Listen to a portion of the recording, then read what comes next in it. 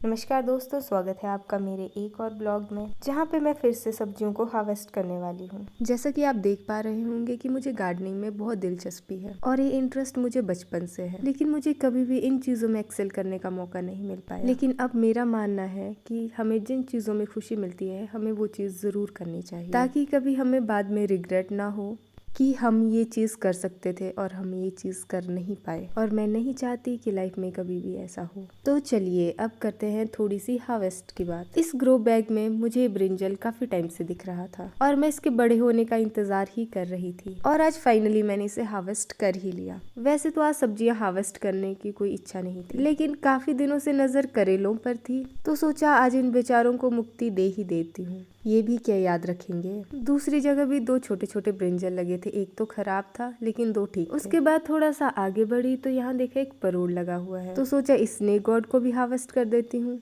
वरना melon fly कभी भी इसे अपना शिकार बना सकती है। फिर थोड़ा नजर घुमाने पर दिखा कि वो छोटा सा कद्दू अब काफी बड़ा हो गया है। बेलों पर बाकी जगह भी छोटे छोटे कद्दू लगना शुरू हो गए हैं। जैसा कि हम देख सकते हैं कि यहाँ पे भी एक छोटा सा कद्दू लग गया है, जो कि कुछ समय में काफी बड़ा हो जाएगा। और दूसरा परोड़ हमें यहाँ पे दिख गया। मेलन फ्लाई का शिकार होने से अच्छा ये हमारा ही शिकार हो जाए। मैंने तो सोचा था कि थोड़े से ही करेले लगे हैं, लेकिन जहाँ जहाँ नजर घूम रही है वहाँ पे करेले ही दिख रहे हैं। लेकिन करेले काफी ऊपर होने की वजह से इन्हें कुछ जुगाड़ लगा के ही हार्वेस्ट करना पड़ेगा। इन्हें कैच करने की बहुत कोशिश की, लेकिन एक कैच नहीं हो पाए। और ये थी हमारी आज की टोटल हार्वेस्ट। लेकिन ऐसा मैं सोच रही थी, पर ऐसा बिल्कुल नहीं था। और यहाँ पे मुझे एक लटका हुआ करेला दिख गया, और उसी के ही बगल में एक और करेला दिख गया।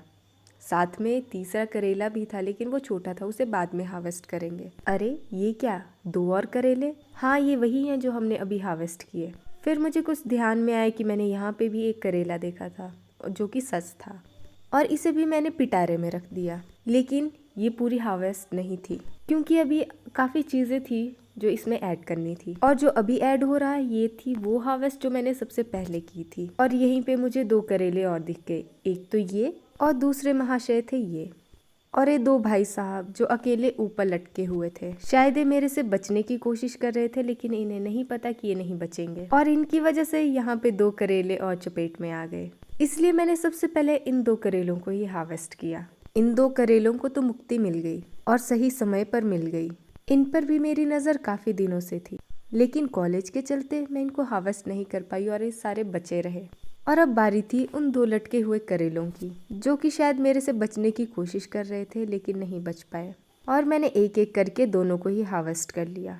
खुद उगाई हुई सब्जी को हार्वेस्ट करने का मज़ा ही कुछ और होता है, और ये चीज़ वही समझ सकते हैं जिनको गार्डनिंग करना बहुत अच्छा लगता है। और ये थे चार भाई, जिन्हें एक ही दिन सूली पे चढ़ा दिया। आज की हार्वेस्ट भी काफ़ी अनएक्सपेक्टेड थी, और अब तो टोटल हार्वेस्ट दिखाने की बारी आ गई।